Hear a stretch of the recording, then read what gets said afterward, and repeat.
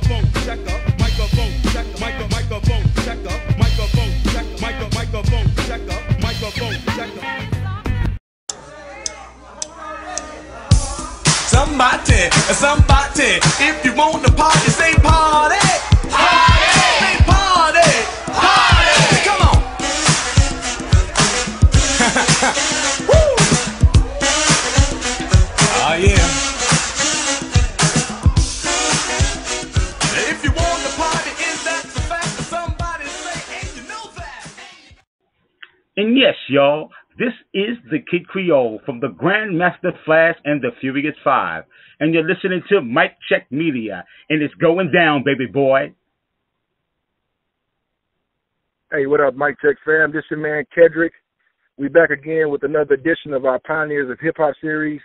We got legendary, the Kid Creole from Grandmaster Flash and the Furious Five. How you doing today, brother?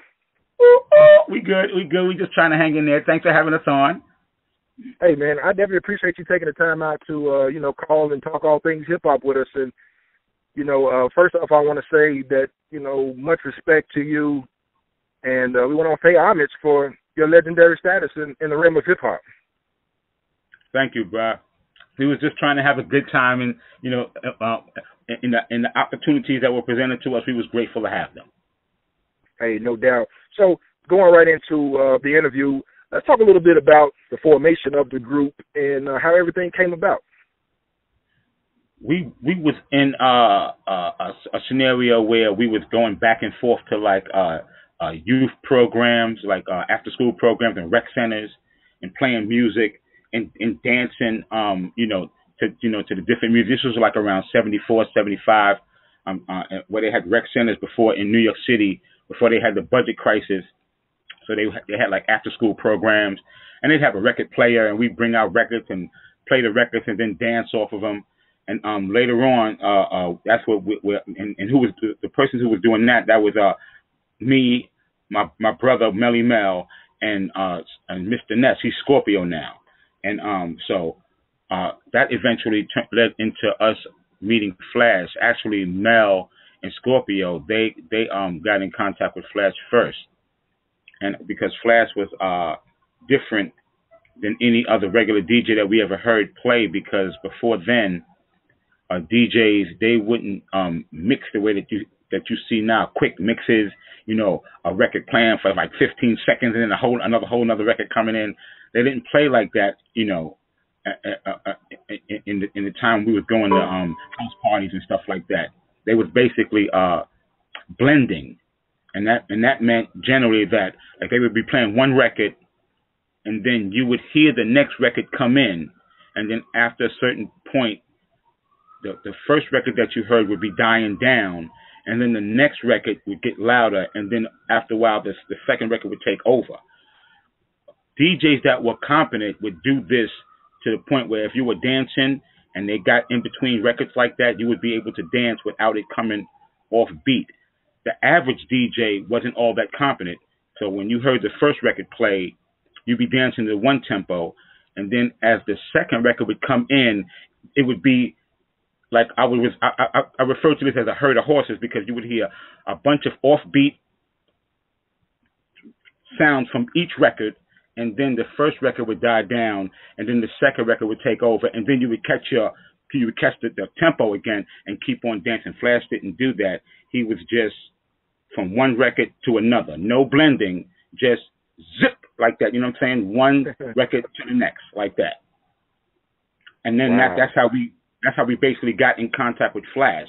And then as we moved further on and gave more parties at different places around the city, we added on MCs. Like Cowboy was the first, then Mel came, then I was the third, and then Scorpio. When it was just Cowboy, Mel, and myself, we were the three MCs, and that was a loosely based scenario. It was like Grandmaster Flash and the three MCs. We didn't have any flyers or anything that stated that we were Grandmaster Flash and the three MCs, but we wasn't really playing at any place that was notable where you would need flyers. Everything was basically word of mouth. Like say we could be in the park doing a block party, we'd say, okay, this Friday we're going to be here. for $1 for women and $2 for guys, like that. And that's how we worked first. And then later on, when Scorpio, he was Mr. Ness back then. When he joined, we were the 4 MCs. And then after about maybe a year or a year and a half, Raheem joined. And then we became, we was actually the Furious 4 when Scorpio joined. He was Mr. Ness. And then when Raheem joined, we became Grandmaster Flash and the Furious 5. Wow. I mean, that's deep history, and just to hear about Grandmaster Flash and how he was able to blend records, and just his turntable wizardry alone. Then you add the 5 MCs. I mean, you had an outstanding group. We thought that we had the combination in order to make a difference and take it to a point where we could make a living off of it. We didn't have any idea about recording or anything like that, because we gave parties that were like 6 and 8 hours long, and when we would do certain routines, that would take like 15 minutes. So we never really thought about recording. But the main thing that really stood out for us, and especially like the people who were going to parties and dancing, to records, how Flash would keep the tempo. Because like how I was saying earlier in our conversation, how when other DJ out, how when an above average DJ would blend, and you wouldn't have to stop. If you were dancing, you wouldn't have to change tempo or try to search for the beat. That an above average DJ can blend like that. The average DJ, every time the record would change, it would be the first record, A Herd of Horses, and then the next record. But Flash, he was different. He did no blending. Like Flash could blend, and every now and again, if he played a disco record, like Let's Get It Together or something like that, or You're Just the Right Size, he would blend those 2 records in together just to show that he had that kind of blending skill. But most of the time, Flash was like for example, like the record Lowdown by Bar Skaggs. The beginning went sat ta da doom pat doom tat doom tat doom tat doom tat doom tat doom, and Flash was sat ta da doom tat doom, and it would be no break. He would keep that little part going, and you could dance for like 5 minutes off of sat ta da doom ta doom, and he would keep that going when it got to burn out ta burn out, and instead of it go sat ta da doom he would go burn out sat ta da doom right back to the beginning. And this was something that was different. Like we'd never heard anything like that before, and that made us gravitate toward Flash. Wow.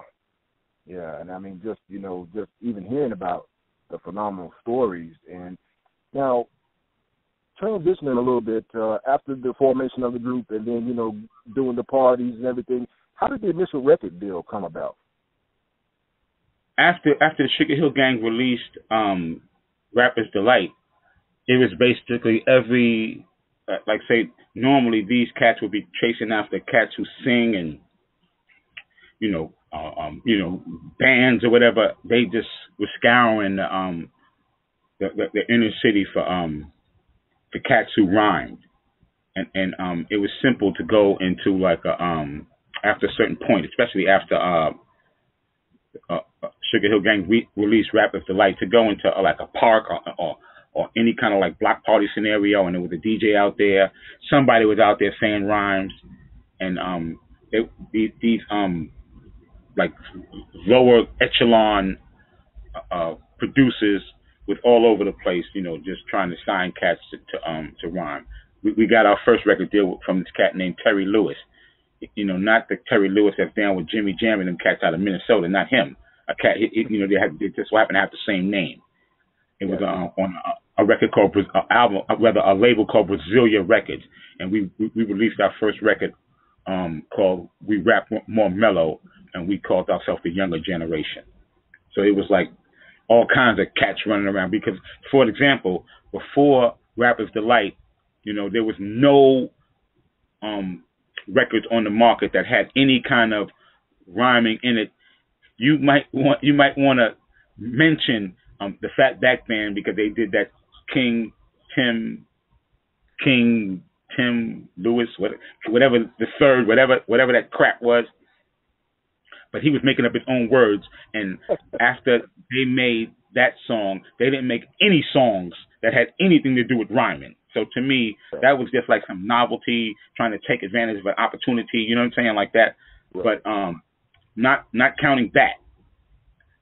After Rappers Delight was released, it was 30 rap records on the market. So it was like cats was all over the place in Brooklyn, Queens, just grabbing cats and, going in the studio and making 12 inches. Gotcha. Wow. And that's basically how ours came about. Like we had did a party, and the cat came, and we was in one of the side rooms. And he was talking with us, Rappers Delight, blah blah blah blah. And of course, we already we was established because we was giving parties for a few years.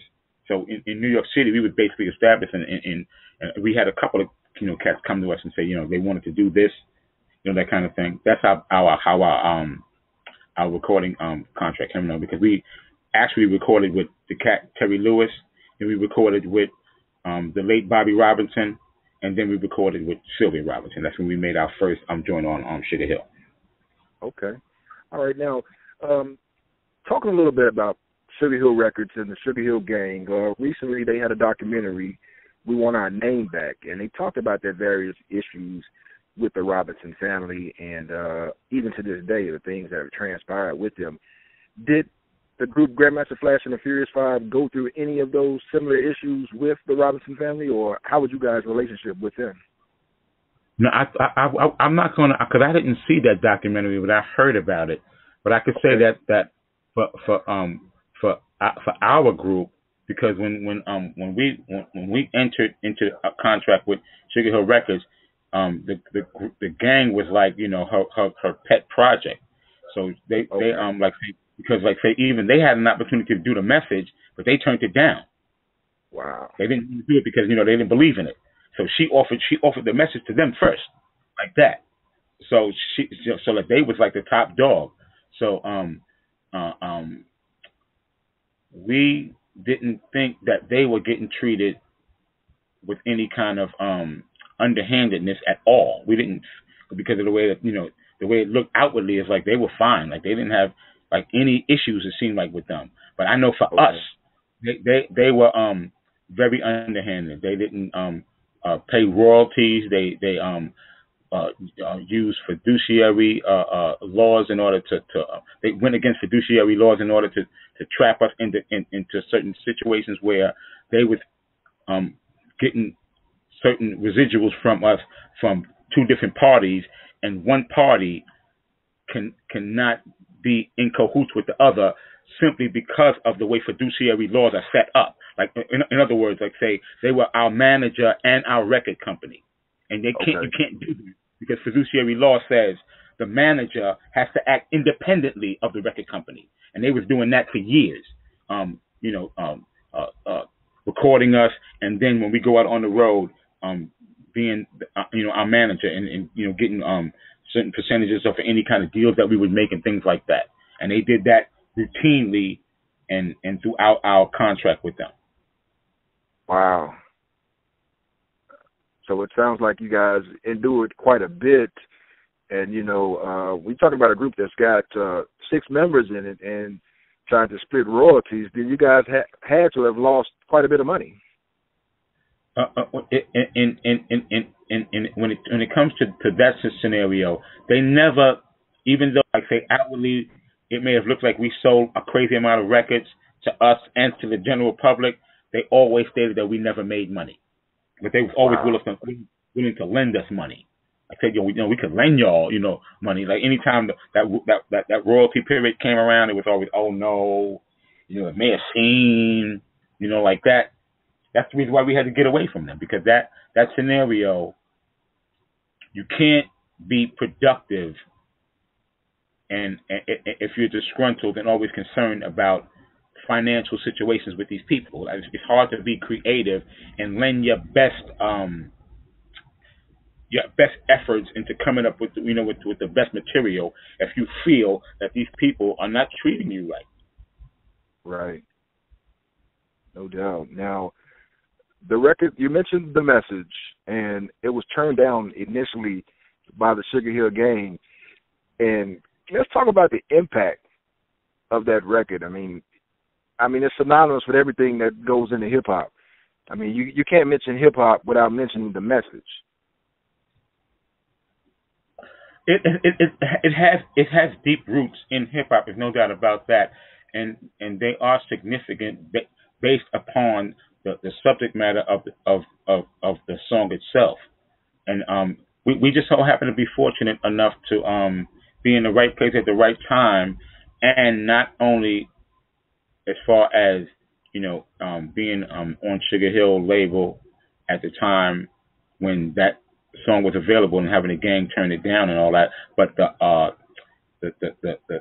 social climate was right. So that when the record came out, it filled a certain niche, and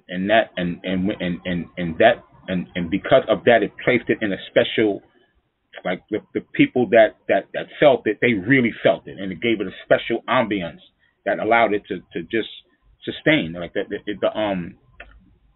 impact of it is surprisingly it continues to resonate. Yes, definitely it does. Now, fast forwarding to 2014, with the state of hip hop now, do you feel like that you guys as a group don't get the respect or the recognition per se that you guys deserve with your place in hip hop? I think that a lot of times, in the recording industry, the industry itself wants to skew young, and when you want to always have the newest, the latest, the hottest, when you always striving for that, it's easy to look away from your past, and some of that is going to occur naturally. We have to take some responsibility for things being the way that they are by the way that we behave ourselves. Like, we didn't do all the things necessary that would have held us together and allow us to be relevant and have an impact on hip hop, to give a person who's coming up and being impressed by a certain aspect of hip hop a choice. Oh yeah, these cats, they over here, they talking X about women and glorifying crime and guns and all that. But these cats over here, they doing their thing and they really having fun and expressing a certain style and talent. You know what I'm saying? We're guilty of not being present to have an effect on hip hop, and so I can't. Things are going to be. Here it is. In short, it is what it is. Like the forces that control who's who and what's what and who is going to be popular, they are who they are. And the only effect that any group or and I'm not talking about musical group, I'm talking about organization or it's going to come from the ground up. Like, say, it was a time when groups like NWA would come up and they would be talking about, screw the police and things like that. And after a while, a certain amount of things happen and you can't sustain all that weight that you carry around. And they had to break up. And now you don't, right. Hip hop is always going to have a certain edge to it because it is basically its artists are coming from a social economic position that is always looked upon as these cats are from underprivileged and disadvantaged situations. So they're always going to be a certain amount of grime to it. You know what I'm saying? Like it's always going to be a certain edge that a certain middle class or middle America kind of scenario. They'll be like, oh no, we can't mess with them because that they're those kind of cats. But then there's always going to be a certain segment of hip hop that's going to be, driven by talent and substance, and not just, oh yeah, we got the biggest guns and we talk about girls the most, and we got the nicest rides, and we got thousands of tattoos all over our body and stuff like that. Even though at some point, one aspect may outweigh another, at a certain point it'll balance out, because hip hop is not just a thing that say 10, 20 years from now, they're going to be doing something else. Like kids will be like 6, 7 years old and be singing hip hop songs, word for word. Right, no doubt. Now, on a personal note, as far as who you listen to and who you like in hip hop, who would be your top 5 MCs of all time? So all the cats that I like, they all got like up tempo rhymes. Like say cats be like Tupac and cats like that. And I like Tupac, but to me, like say I like cats like I like Big Daddy Kane and Kumo D, Biggie Smalls and Heavy D and like Tretch from Naughty by Nature and Cool G Rap.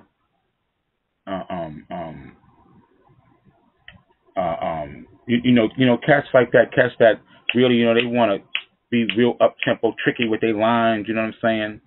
Right. Nothing is really like slow and plotting. Everything is swift and tricky. Like you gotta listen to it a couple of 3 times so that you can hear exactly what they said. That kind of stuff. Oh yeah, Eat that kind of stuff. Oh yeah, you can definitely say it's a skill set there. Right, because okay, yeah, it's a certain, because just like a cat like Tupac, like say Tupac never really was tricky with his lines. He was never really that guy that really flipped lines, like, you know what I'm saying? But he would come up with good concepts and say things that was meaningful, and I can appreciate that, because most of hip hop is like that. The cats that I'm talking about, these guys, they're not the average cat. All of these cats, you can tell that even though, like say, a guy like Cool G Rap was robbing cats. You know what I'm saying? But on average, most of these cats, they talked about how good they are. They was about 4 or 5 words that rhyme in a line. That kind of stuff. Really, really pressing the limit. You know what I'm saying? Like you have to take a deep breath to say they rhymed. You know what I'm saying? Like that. Oh yeah, definitely. Now, with the Furious 5, of course, rest in peace to Cowboy. What's the current status of the group now, and are you guys going to do any touring or working on any projects coming up soon? Right now, the group is basically working on a documentary that so we could try to chronicle our legacy on video. Try to get a baseline to say, okay, this is how we saw hip hop from when we first started going in the parks and break dancing till right now, to this point right now. And we want to try to make it, a scenario like we want to try to categorize, the evolution of hip hop, from our perspective. That's what we want to try to do. And we also got like a little project that this cat that we associated with, his name is Nasir Metcalf. He's like a upcoming film student, and he want to try to make a short where he's like a boxer who's like on the edge of being out of the fight game, and he got like one last good fight left, and he got parts for all the members written in.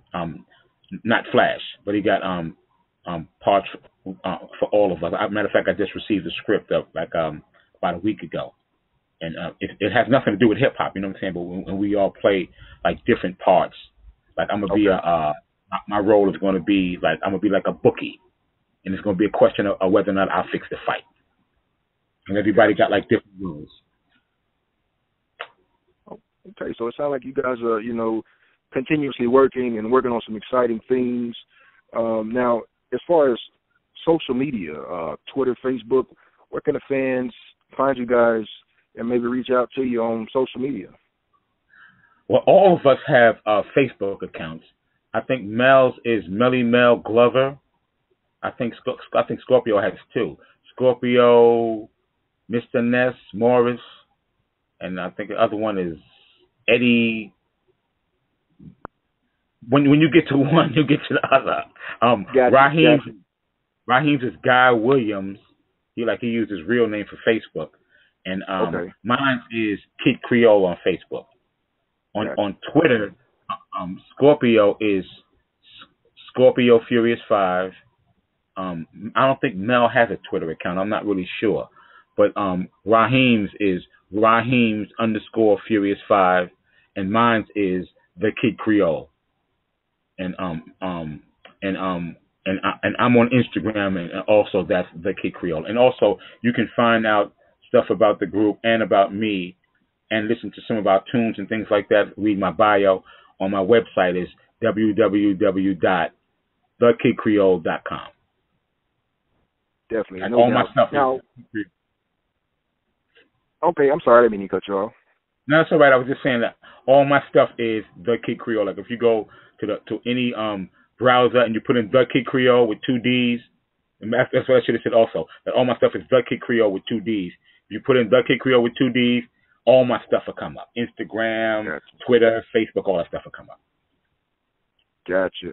Now, one last question for you.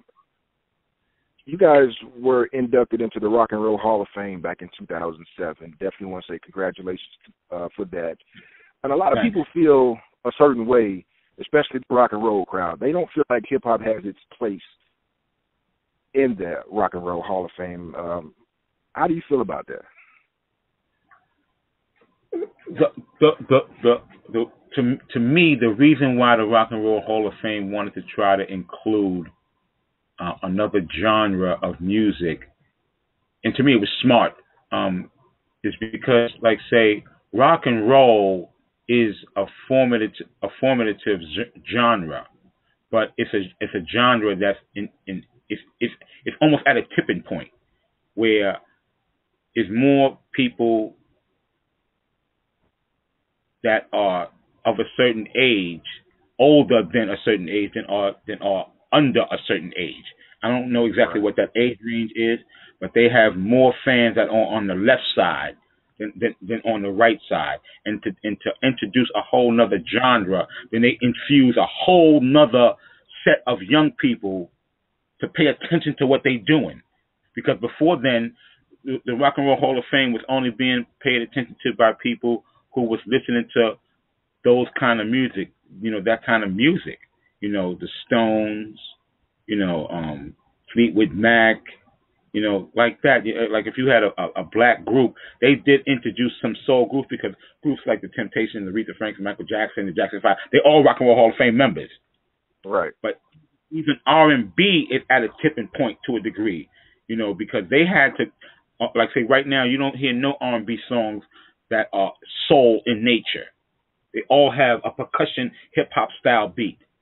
So, R&B had to make that transition to where if they wanted to hold on to a youthful audience, they needed to sound a little bit more, in a hip hop sound, not necessarily true hip hop beats, but it had to have a hard percussion, heavy bass, no, horns and, piano melodies, none of those things anymore. You know what I'm saying? Like you don't hear any of those kind of, so, to me, the Rock and Roll Hall of Fame was trying to do that. They was trying to broaden their scope and add on a whole segment of America that basically wasn't paying them no mind.